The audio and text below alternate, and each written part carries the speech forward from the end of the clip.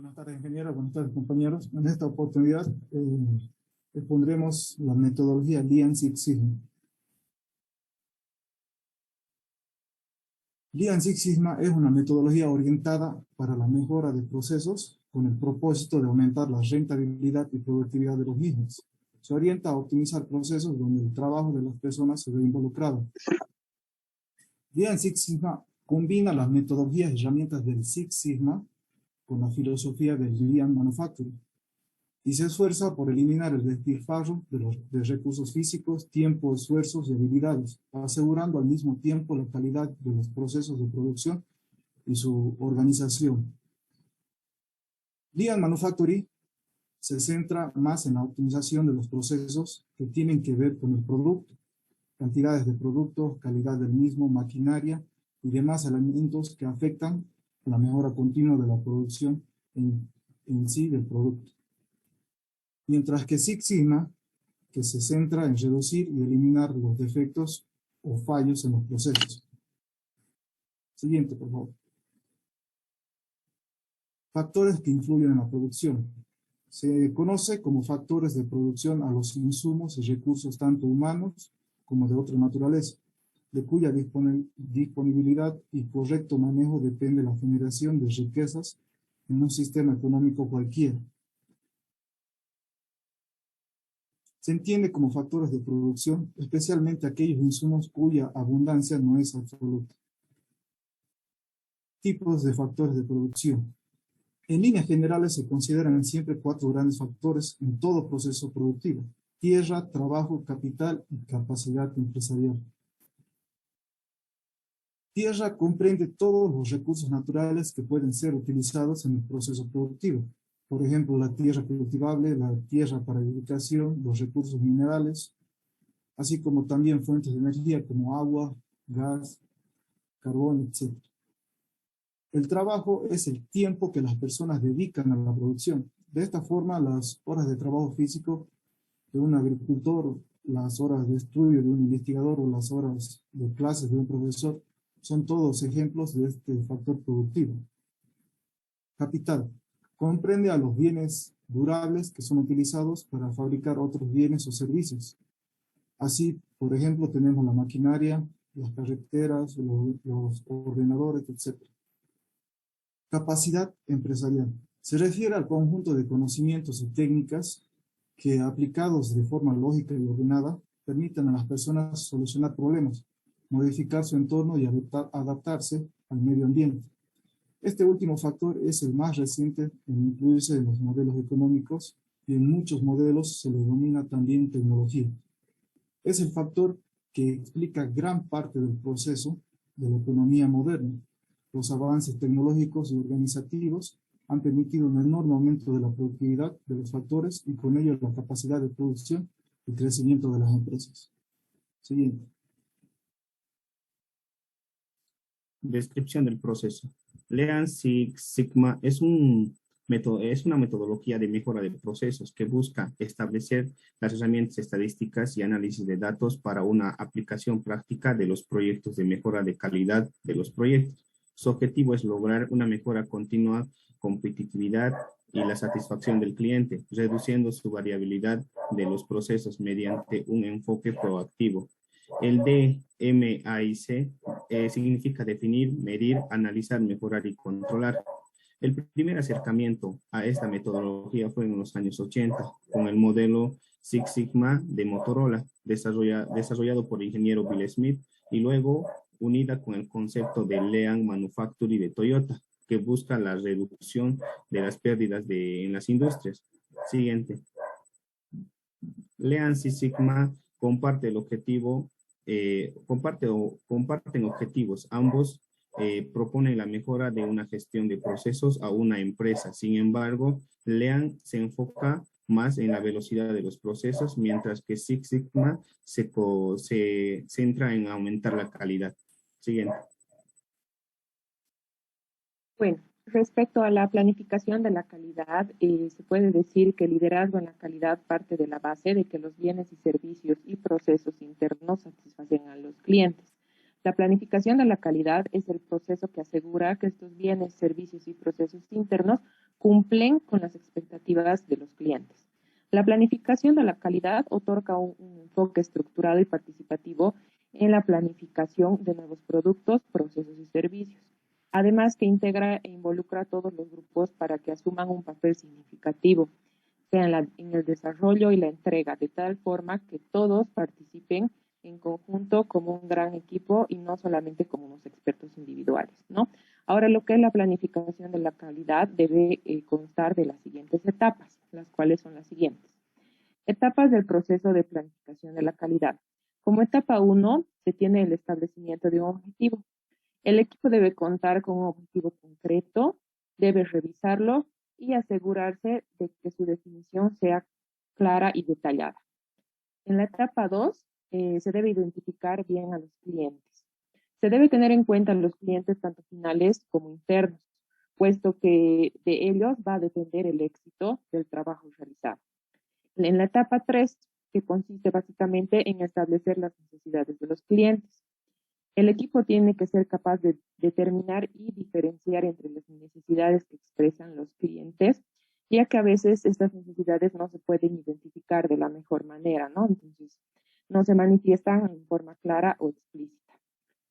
Respecto a la etapa 4, que consiste en la elaboración del producto, cuando se trate de bienes o servicios, una vez que hayamos podido comprender cabalmente las necesidades de nuestros clientes, el equipo debe identificar lo que dicho producto requiere para poder satisfacer esas necesidades.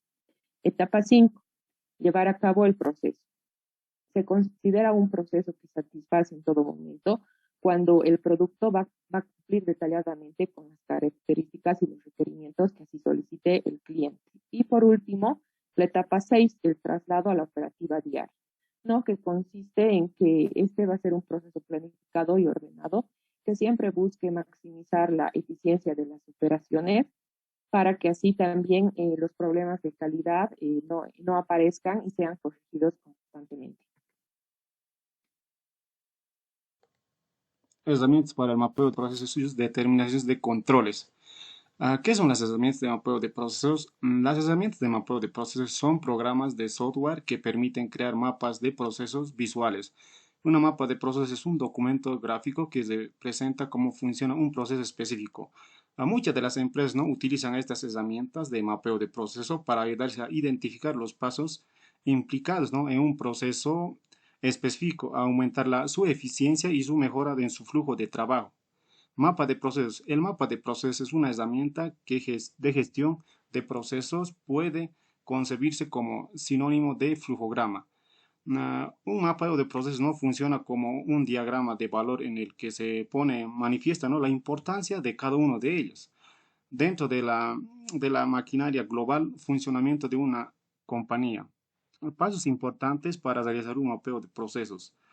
Los pasos son, ¿no?, delimitación de procesos, identificación de los elementos, añadir procesos afectados al sistema, añadir el proceso de soporte, identificación de la línea de operativa. Tipos de procesos, ¿no? Procesos clave, procesos estratégicos, procesos de... Siguiente. Diagrama tortuga. El diagrama de tortuga como herramienta visual representa un esquema de los procesos que tiene la capacidad para determinar las entradas y salidas de cada uno de ellos. La secuencia e interacción de las actividades es uno de los que influye en monitoreo, medición a través de indicadores de la mayoría de la continua. Una representación visual toma una forma base de una anatomía de una tortuga, ¿no?, para ayudar a identificar los elementos de un proceso y su relación. ¿Cuáles son los beneficios de un diagrama de tortuga? Documento fácil de entender, herramientas fáciles de usar en auditorías, alineación de metas organizacionales visuales a un proceso, fácil de identificar en los procesos. El diagrama de tortuga, ¿no?, como podemos ver en esta imagen, en la parte central está el nombre del proceso, en la parte de adelante están las entradas de insumo y en la parte de atrás están las salidas de un producto o servicio. Y en la parte superior, con qué recurso, ¿no?, que este se va a realizar con la maquinaria, el equipo que se requiere, ¿no?, al ejecutar este proceso. Y ahora, qué personal va a ejecutar, va a validar, va a autorizar este proceso. cómo se realiza, ¿no? Los métodos, ¿no? Instructivos o reglas o negocios para ejecutar el proceso. ¿Cómo, no? Como los indicadores o nosotros o los empleados. Siguiente. Planes de calidad. Un plan de calidad es información documentada que especifica qué procedimientos de trabajo y recursos se encuentran asociados y deben aplicarlo en el proceso. ¿Quiénes son las personas que deben aplicarlo y cuándo tienen que aplicarlo a un proyecto, producto o proceso de contrato específico? Siguiente. El diagrama SIMPOP. El diagrama SIMPOP sirve para trazar un proceso de negocios a través de la documentación de proveedores, entradas, procesos y salidas del cliente. La mayoría de las veces los diagramas SIMPOP se utilizan para mejorar o comprender los procesos asociados con la experiencia del cliente, ¿no? Como en la imagen podemos ver, aquí están los proveedores, entradas, procesos, salida y del cliente. Esos son los componentes del SIMPOP.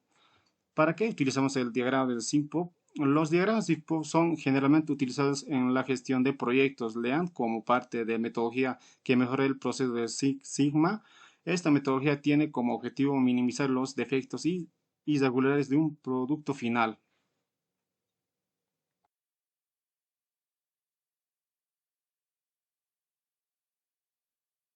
La metodología Six Sigma. La metodología Six Sigma fue un concepto creado en los 80 por Bill Smith. Esta metodología fue creada para reducir la variabilidad, para reducir y eliminar los defectos o fallos en la entrega de un producto o servicio al cliente. Esta metodología se utiliza para eliminar los defectos de los procesos de producción. Tiene como objetivo mejorar la calidad general del producto y de los servicios. Tenemos las métricas que son de DPU, DPO y DPMO. Son métricas que expresan cómo está funcionando el producto o proceso con base en el número de defectos. La selección de métricas de calidad adecuada ayuda a evaluar los rendimientos con procesos a las expectativas del cliente. También es posible crear líneas de base para los proyectos y objetivos de mejora, así como comunicar el nivel de conformidad a los clientes. Siguiente, por favor. Tenemos la métrica de Six Sigma, el índice DPU. Los defectos por unidad es el número de defectos en una muestra dividido entre el número de unidades incluidas de la muestra. En las métricas de Six Sigma de DPO son los defectos por oportunidad. Es el número de defectos en una muestra dividido entre el número total de oportunidades de defectos. Las métricas de Six Sigma, índice DPMO, son los defectos por millón de oportunidades. Es el número de defectos en una muestra dividido entre el número total de la oportunidad de defectos, multiplicado por 1.000.000. El DPMO estandariza el número de defectos en el nivel de oportunidad y es útil porque permite comparar procesos con diferentes complejidades. Siguiente, por favor. El nivel Six Sigma. ¿Qué es el nivel Six Sigma? Pues el nivel Six Sigma se trata de una metodología destinada a la mejora de los procesos de una empresa.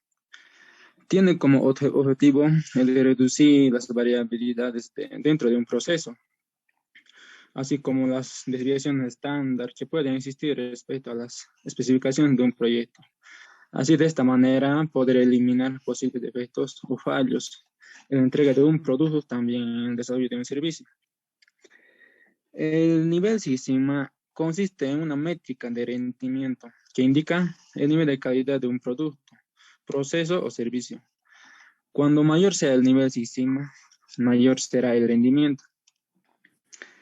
El nivel Six Sigma significa que no hay más de 3.4 DPMO, que significa defectos por millón de oportunidades. También podemos definir que la importancia de implementar el nivel Six Sigma, que esta metodología reside en que ayuda a reducir el número de errores en un proceso.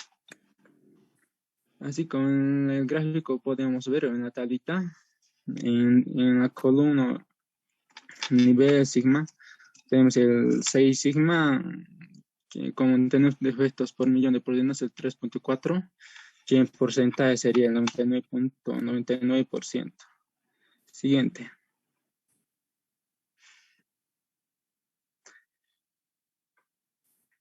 Índice de capacidad de proceso. Este es uno de los índices más utilizados, porque evalúa si el proceso es potencialmente capaz de cumplir con las especificaciones del cliente. Para calcular, se compara las especificaciones del límite superior, que es ES, menos las especificaciones del límite inferior sobre 6 sigma. La variante es como decir el límite superior menos el límite inferior, que sería la variación tolerada, sobre la variación real, que sería 6 veces de la desviación estándar, o también 6 sigma.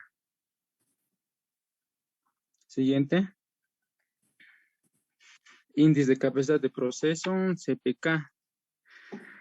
Para este índice nos ayudará a evaluar la capacidad de procesos no centrados. Y para obtener o calcular se utilizan dos índices complementarios, que sería el CP inferior y el CP superior. El CPI mide la capacidad del proceso de cumplir con las especificaciones inferior y CPS, la especificación del límite superior.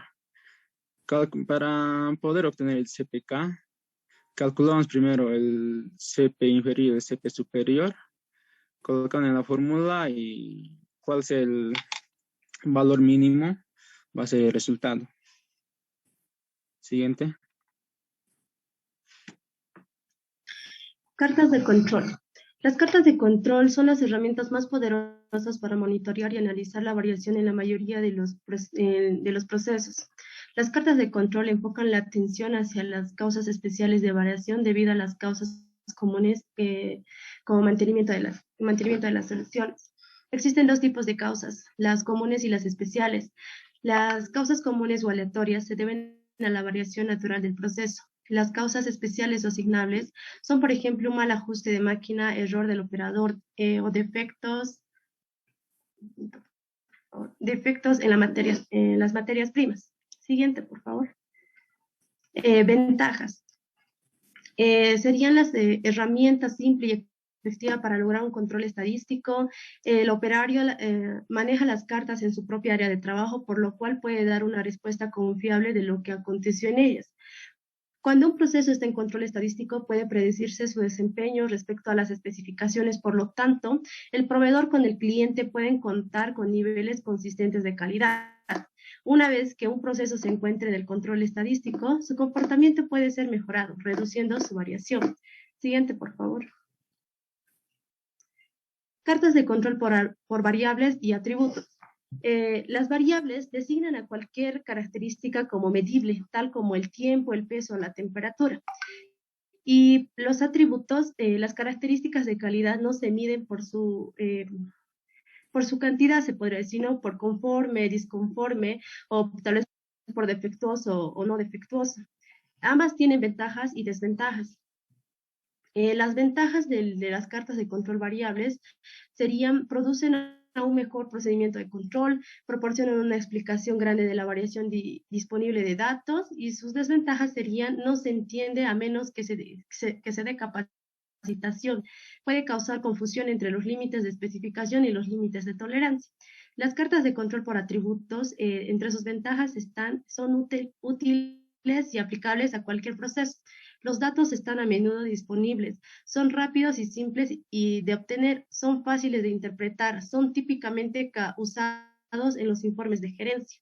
Sus desventajas: no proporciona información detallada del control de características individuales, no reconoce distintos grados de defectos en las características del producto. Esto quiere decir que debemos tomar en cuenta el producto para así tomar las características de calidad a controlar. Así será la carta de control correspondiente.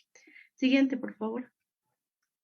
Dentro de los campos de aplicación de las cartas, entre las variables tenemos las XR, las XS y las IMR. Su campo de aplicación de las XR y las XS es el control de características individuales.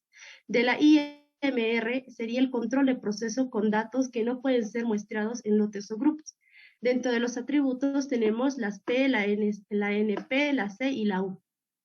De la P, su campo de aplicación es un control de fabricación global de defectuosos de un proceso. De la NP, control del número de piezas defectuosas.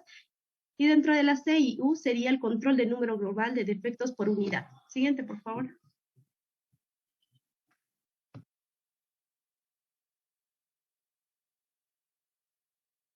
Cartas de control XR, medidas y rangos.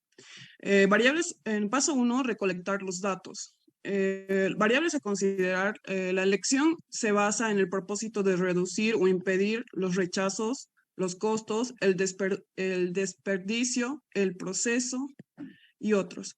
Elegir algo que pueda ser medido y expresado en números. Sería dimensiones, dureza, fragilidad, resistencia y peso u otros. Elección del tamaño y la frecuencia de la obtención de los datos representativos. Los datos son el resultado de la medición de las características del producto, los cuales deben ser registrados y agrupados en la siguiente manera. Se toma una muestra subgrupos de 2 a 10 piezas consecutivas. Se sugiere 4. Sin embargo, es muy común utilizar 5 y se anotan los resultados de la medición. Durante un estudio inicial, los subgrupos pueden ser tomados consecutivamente o a intervalos cortos para detectar si el proceso puede cambiar o mostrar inconsistencia en breves periodos de tiempo. Algunos recomiendan que el intervalo sea de media a 2 horas, ya que frecuentemente puede representar demasiado tiempo invertido. Y si es menos frecuente, pueden perderse eventos importantes que sean poco usuales. Elección de los controles en cuanto a los subgrupos. Mientras menor sea el número de subgrupos que tomemos, más pronto podremos obtener una idea para actuar, pero menor será la seguridad de que ésta sea confiable. Es conveniente tener al menos 25 subgrupos, ya que la experiencia indica que las primeras muestras pueden no ser representativas de lo que se mide posteriormente. Siguiente. 2. Calcular el promedio para la media y rangos para cada subgrupo. Como podemos ver, ahí la fórmula dice donde para el promedio de un subgrupo X1, donde sería es la sumatoria del valor de la variable medida sobre el tamaño de la muestra. Y para el rango sería el valor máximo menos el valor mínimo. Siguiente, por favor. En el 4. Los límites de control son calculados para determinar la variación de cada subgrupo. En este tamaño de los subgrupos se calculan la siguiente forma, donde para los límites de control para X y los límites de control para R. Siguiente, por favor. Paso 5. Trazar la gráfica de control. Una carta de control XR nos presenta 2 gráficos en una hoja. La gráfica superior es de las medias X y la gráfica inferior de los rangos R. En el eje X se representa el número de subgrupos. Estos se notan en números cardinales que representen las muestras sucesivas. En el eje de las Y se representan los valores de las medidas o rangos según corresponda la gráfica que estemos trazando. Para la gráfica de las medias, la gráfica consiste en 3 líneas de guía: límite de control inferior, LCL y sub X, línea central, CL sub X, y límite de control superior, UCL sub X. La línea central es el promedio de promedios y los 2 límites de control son fijados más o menos en 3 desviaciones estándar. Cada subgrupo se identifica en la gráfica como un punto o un círculo o una cruz según establezca cada punto correspondiente a un valor X sub 1, sub I, perdón. Para la gráfica de rangos podemos ver que, perdón,